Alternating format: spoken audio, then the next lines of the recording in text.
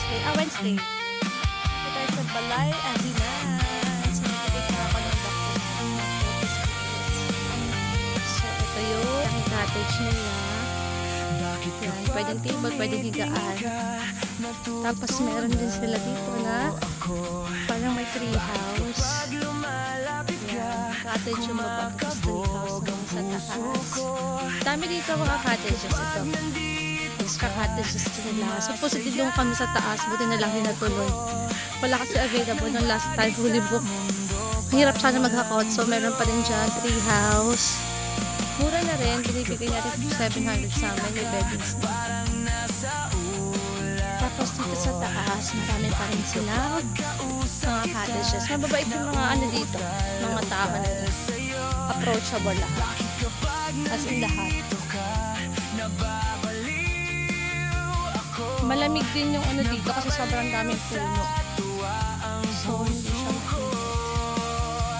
Tapos meron pa sila dito. Ay, pool pala dito ha. Yung alang separate yung entrance fee nila sa pool.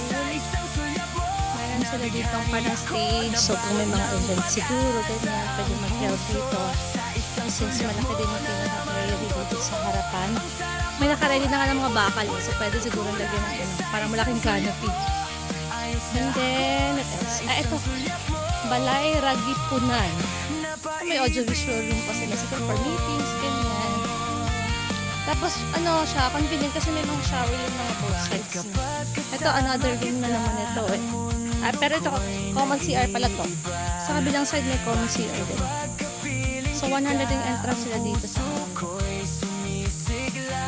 common CR. Dalawa yung ganito, isa dun sa kabila. Tapos itong mga rooms pa rin sila.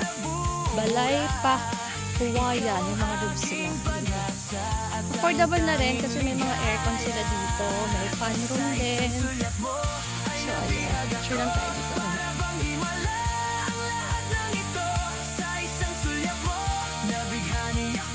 Picture na.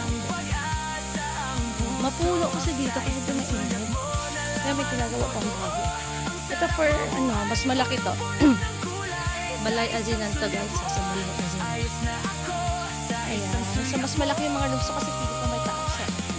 Hindi ko masyado natanong. So, yung mga nag-rento. Ito meron silang mga fan room dito. Fan room at aircon. Yung iba wala. May bagong ginagawa. So, yun siya sa kabuuan. So, ikot naman tayo. Ito yung pool nila guys. Parang magkano yung entrance dito. 100 plus din natin entrance. Hindi na kasi kami nag-plus. Sabi ko kasi baby wag na. Yan. So, ito yung mga ilang fan room nila. Ayan. Tapos, ito yung receiving area nila. Reception. So, dapat magbayad mo sa entrance. Good morning po. Ito yung sabi ng kasama ano pa. CR. Tapos mura rin yung food nila dito. Dito may restaurant sila. Pero pwede magdala ng food without cartage.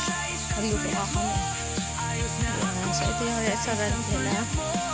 Meron sila dyan mga pansit, mga lutong ulam. Yung nga lang mga Filipino dishes siya.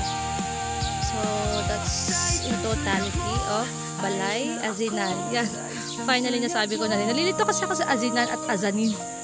Papag yan. May malalaki pa rin sila dito mga kubo. Pero parang bar ano to. Hindi na yung tinatauhan. Tapos maraming basurahan. Almost every cottages meron. Lalo na pag ano. May mga ganito pang tambayan. So yan siya. Balay Entablado. Ito yung pinakita ko kanina. So, may mga for rent din sila ng mga kayak ha.